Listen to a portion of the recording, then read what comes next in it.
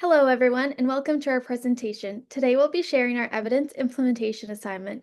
This project was completed by myself, Olivia Allam, Cassandra Brock, along with Veronica Ross and Amy Brown. To begin, I'll introduce the research question that guided our work. In nurses working in intensive care settings during and after the COVID-19 pandemic, how do structured support interventions such as resilience training, peer support programs, or workload modifications compared with standard workplace practices without structured support reduce burnout, anxiety, and depression levels? So here's our question broken down into the PICO format. Next, I'll provide some background on why we chose this question. We chose this question because the COVID-19 pandemic was a major global event that profoundly impacted nurses, and as future nurses ourselves, we felt it was important to explore an issue that directly affects our profession. Nurses working in intensive care settings during and after COVID-19 pandemic have been among the most heavily impacted healthcare workers facing dangerously large workloads, ethical dilemmas, and exposure to traumatic events. These challenges have contributed to high rates of burnout, anxiety, and depression, which not only compromises the well-being of nurses, but also the quality and safety of patient care. Burnout in particular has been linked to emotional exhaustion, depersonalization, reduced professional accomplishment, and increased turnover, worsening staffing shortages. Structured support interventions such as resilience training, peer support, mindfulness, and workload modifications have shown promise in reducing burnout and improving mental health. Evidence also shows that frontline staff continue to experience serious mental health challenges during and after the pandemic, highlighting the need for effective supports. This makes our PICO question important as it examines whether structured support interventions are more effective than standard practices in reducing burnout, anxiety, and depression among ICU nurses.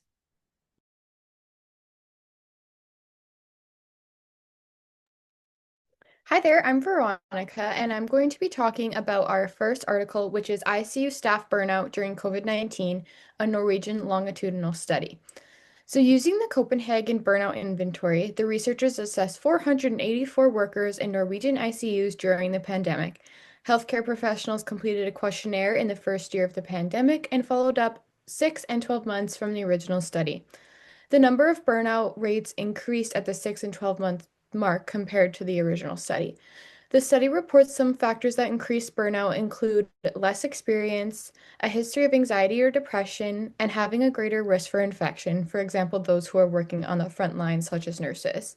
Strengths of this article include the validity of assessment tools, a CBI checklist, as well as the HSCL10 assessment to measure anxiety and depression, and the PCL5 was used to assess PTSD. These are internationally recognized assessments that other institutions use, which can help with the generalizability of the findings. Another strength was the analysis of data. The limitations that were identified within the study are that there was a loss to follow up. Only 42.6 of the original participants completed all three questionnaires. This can increase bias as participants within many different groups have different dropout rates, therefore bias could be introduced. The next article I'll be talking about is assessing the impact of the coronavirus pandemic on mental health status of ICU nurses. It was a systemic review. So the aim was to understand the impact of the pandemic on ICU nurses and what interventions were effective in achieving better outcomes. So this data collection included peer-reviewed articles from January 2020 to 2024. So because this was a peer review, this setting was many different hospitals, populations, and organizations. Strengths of this article include a comprehensive search strategy as researchers use many credible databases such as CINAHL and PubMed. This is important as it means data is reliable, relevant, and comes from diverse sources, meaning data can be generalized. Another strength is the screening and critical appraisal of every article used in the systematic review.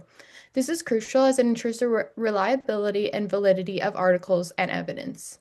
Diversity of study designs is also a strength, as it means there is both quantitative and qualitative evidence to support the aim. A limitation of this study includes because peer-reviewed articles were taken from databases, The systematic review pulls from a very diverse population. This can be a limitation when applying evidence to a local population.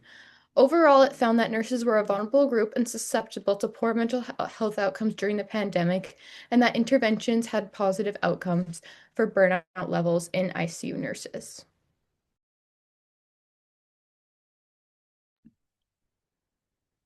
Our next article is Workplace Interventions to Improve Well-Being and Reduce Burnout for Nurses, Physicians, and Allied Healthcare Professionals. The study by Cohen and colleagues in 2023 was a systematic review, which means the researchers carefully examined many high-quality studies to find out which workplace programs actually help. They focused on nurses, doctors, and other healthcare professionals. To make sure the review was trustworthy, they followed PRISMA guidelines, searched multiple research databases, and used two independent reviewers to choose which studies to include, reducing bias. They also used a special tool called MERSQI to judge the quality of each study, and they left out weaker ones to make their conclusions stronger. In total, they included 33 published between 2015 and 2022, covering programs aimed at individuals like mindfulness, coaching, and resilience training, and programs that change the work environment, like reducing workload or redesigning jobs. Because these studies were so different, they couldn't combine the results into one statistic. So they explained the findings in a narrative format, which was the best approach. The review had many strengths like a clear research question, strong quality checks, and detailed tables that made the evidence easy to understand. But there was also some limits. The studies came mostly from the United States. The review didn't include cost or risk information, and the results couldn't be pooled through meta-analysis. Still, the review found that individual programs, especially mindfulness and resilience training, showed strong benefits, and organizational strategies also looked promising but were studied less. This shows that helping healthcare workers needs both personal and workplace level solutions.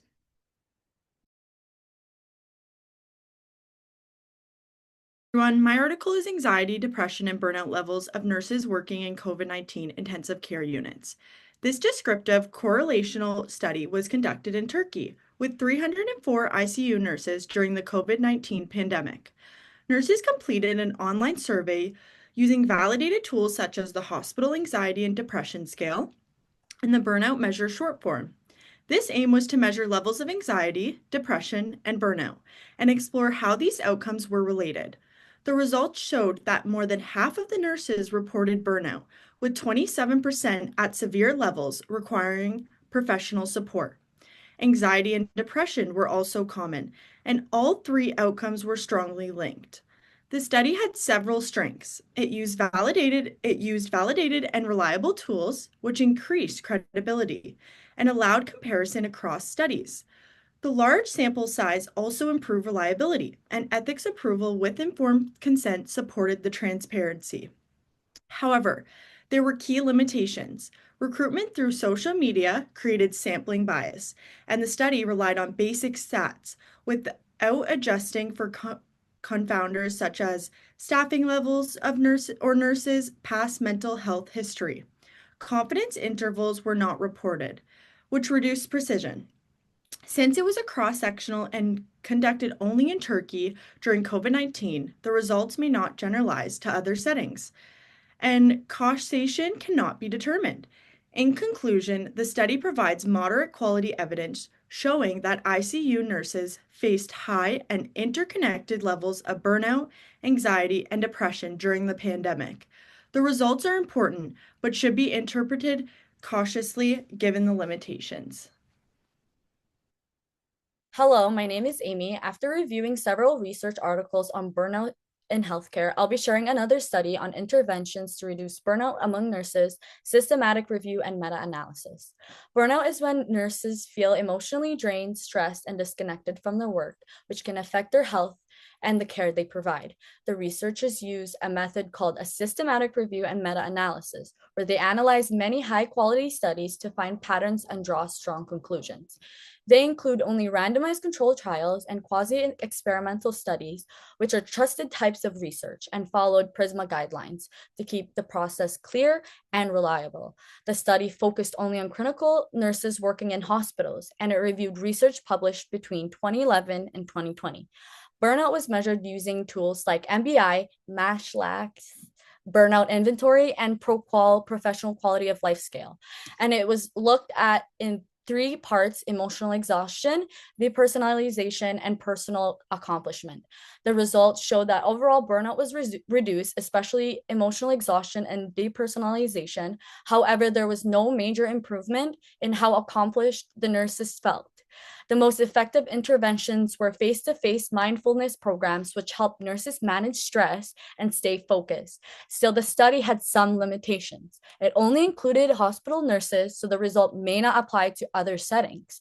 Most of the research came from Asia, especially South Korea, and only studies written in English or Korean were included, which left out other valuable research. Also, the study didn't include research after COVID-19, and it relied on self-reported surveys, which can lead to bias. Lastly, the research plan wasn't registered in advance, which lowers transparency. In summary, mindfulness-based programs seem to help reduce burnout in nurses, but more updated and diverse research is needed in the future. Thank you.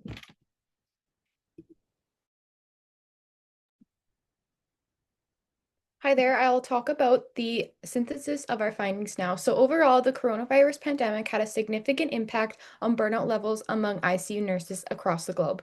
This was leading to a disruption of well-being in these healthcare workers. For example, heightened levels of anxiety, PTSD, depression, and insomnia and hopelessness were all found, as well as poor physical health outcomes, such as a lack of sleep hygiene and fatigue in nurses who reported burnout. Interventions were effective in decreasing levels of burnout in nurses. Examples include mental health support and debriefing, mindfulness and resiliency training. Also, organizational interventions such as including policy making, workload reduction, and protocols.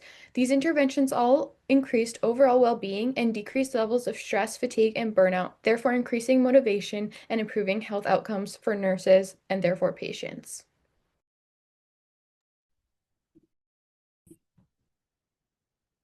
Hello again, everyone. For our project, we use AI tools in 2 main ways to help improve our work. First, we used Google Gemini to refine and improve our PICO question. We tried out different prompts, and Gemini gave us helpful suggestions to make our research question clearer and more focused. We didn't just accept the suggestion right away. We looked at them carefully and used our judgment to decide what made sense. This helped us build a stronger and more precise PICO question. Second, during the critical appraisal part of the assignment, we used the tool Notebook LM. Whenever we needed more detail or clear explanation of something, it helped us break down in ways that made sense. We always compare its response to our own analysis to make sure everything matched and stayed accurate. Throughout the project, we use AI as a support tool, not a replacement for our own thinking. We made all final decisions ourselves and used AI to guide us and double-check our understanding. In the end, these tools help us improve both the clarity and quality of our work, and they made the whole process more efficient. Thank you.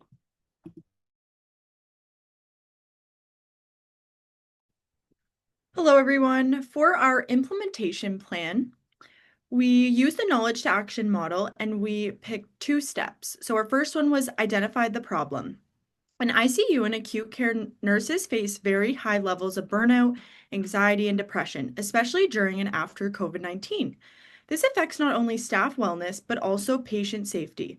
Contributing factors include heavy workloads, ethical dilemmas, and exposure to trauma. Evidence shows structured supports like resilience training, peer support, and workload changes can reduce emotional exhaustion and improve overall well-being, making a strong case for urgent leadership action. Our second step we chose was select, tailor, and implement interventions. Interventions should be adapted to the unique needs of ICU nurses. Peer support can be led by trusted staff and offered flexibility, like online or offline. Resilience training can be built into short, shift-friendly modules targeting ICU stressors such as moral injury. Workload changes may include scheduled breaks and improved nurse-to-patient ratios designed with staff input. Tailoring interventions this way ensures feasibility, sustainability, and effectiveness. In summary, using the knowledge to action framework, we can translate evidence into practice by identifying the problem and tailoring realistic interventions. Structured supports offer a practice evidence-based way to reduce burnout, anxiety, and depression among ICU nurses while strengthening patient care. In conclusion, the evidence reviewed across multiple studies highlights that burnout, anxiety, and depression remain major challenges for nurses working in intensive care settings during and after the COVID-19 pandemic. Research consistently shows that structured support interventions such as resilience training, peer support programs, mindfulness, and workload modifications can reduce stress and emotional exhaustion while improving well-being and resilience. While individual focused programs have shown strong short-term benefits, organizational interventions that address systemic contributors such as staffing ratios, workload distribution, and institutional support are essential for long-term stability or long-term sustainability. Applying the knowledge to action framework demonstrates how these changes could be tailored, implemented, and monitored effectively within ICU settings. Ultimately, prioritizing both individual and organizational support is crucial not only for protecting the mental health for nurses, but also ensuring safe, high-quality patient care. Thank you.